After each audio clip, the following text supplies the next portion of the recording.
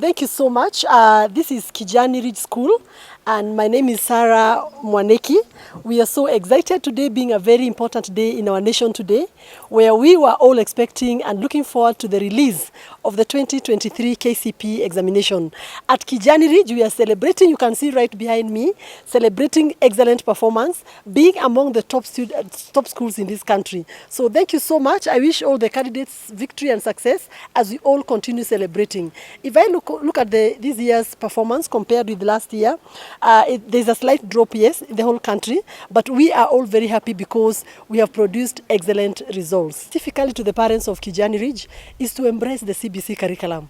We are all going to see the excellent fruits of this because our children are hands-on, the curriculum is child-centered, and whichever score that the students get, probably whether exceeding, meeting expectation, approaching or below expectation, is exactly what the child earns. And there's no child will go to waste because whichever score they give is capable to move them to the next level. So my message to the parents is embrace this curriculum, support the teachers, support the schools where your children are learning from so that we can all benefit. The sharp and the main hiccup that we encountered as private schools was where the ministry called for teachers to go and train, and so the students were left in classes without teachers.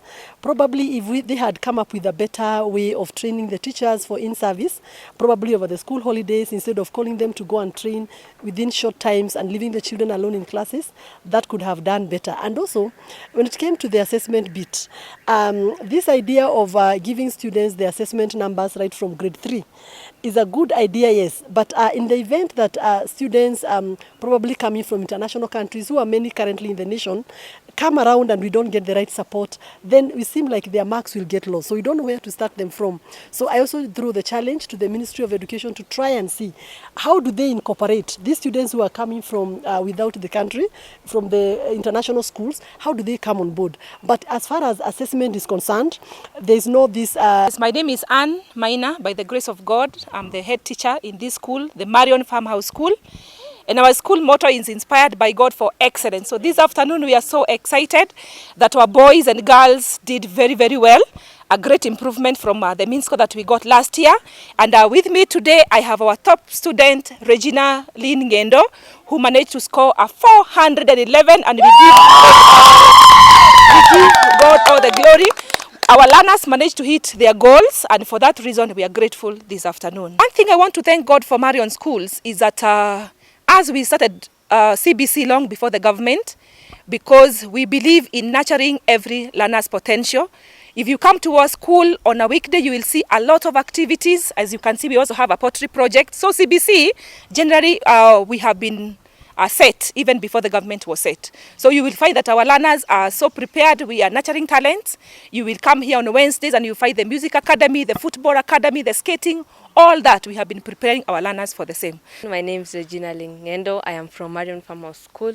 First and foremost, I'm thankful to God for giving me these 411 marks that I worked for so hard. Without him, I wouldn't be here. I'm thankful for my friends, my parents, my family, most of my mom and dad, who did everything they could in their power to help me. They paid my school fees, they encouraged me, reassured me, and they were always there for me. Thank you, my parents, my family, my friends, Mr. Amisi, Mrs. Minor, Chabeth, and other teachers. Thank you for everything that you have done, every small thing that you have done. And all I can say right now is thank you and God bless you. Maybe since you sat for your exam, yes, what were the subjects that you found to be difficult and maybe easier? And, yes. The most difficult subject for me was social studies and theory, and the easiest for me was mathematics.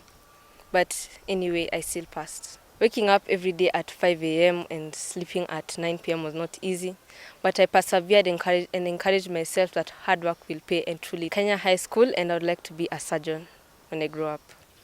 My name is Peter Karenju. I'm the father to Regina Lynn Ngendo, and I'm so excited that she passed, and also as a whole school fraternity, they have done well. I've been encouraging her so that she can do well. I've always told her that she can only compare with herself, not compare herself with anybody else, and whatever she got is what she could have got, not even a mark more or a mark less. I have two kids who are also in the same school doing CBC. I find CBC is quite practical, and it's good that you are going back. When we used to school ourselves, I used to find education more practical, and it's good that you are going back to it. But I think it's still not so clear on how they are going to proceed to the next stages. It's still a confused system in a way, but I think it's a good way forward. David Murutu ni naibu mwalimu mkuu wa shule ya Kijani, na tulikuwa tumetayarisha wanafunzi vizuri sana kuanzia mwaka huu ulipoanza. Baadhi ya walimu pamoja nikiwa miongoni mwao tulijitahidi sana, na pia wazazi wakatupatia ushirikiano wao na tuhakikisha kuwa wanafunzi wanapata wakati mzuri darasani, kufanya kazi kwa wakati ufao, na pia walimu wakahakikisha kuwa vipindi vyao vinashughulikiwa kwa wakati ufao. Na ndipoza tuna matumaini ya kutosha kuwa wanafunzi wetu wamefanya vizuri, na tunashukuru Mungu. My name is Nicole Ama. My name is Nicole Yama. I feel so happy right now.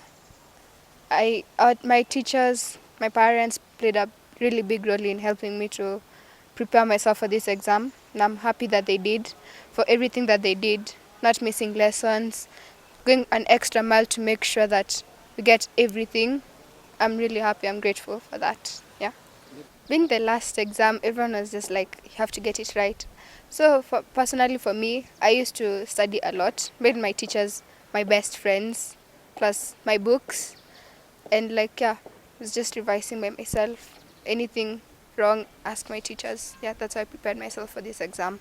And at CBC, but then I'm sure, like, I've seen what they do in CBC, and I like how it focuses on their talents. It's not like in 844, mostly we're usually about books and stuff like that, but then in CBC they focus on their talents, and yeah, it's good.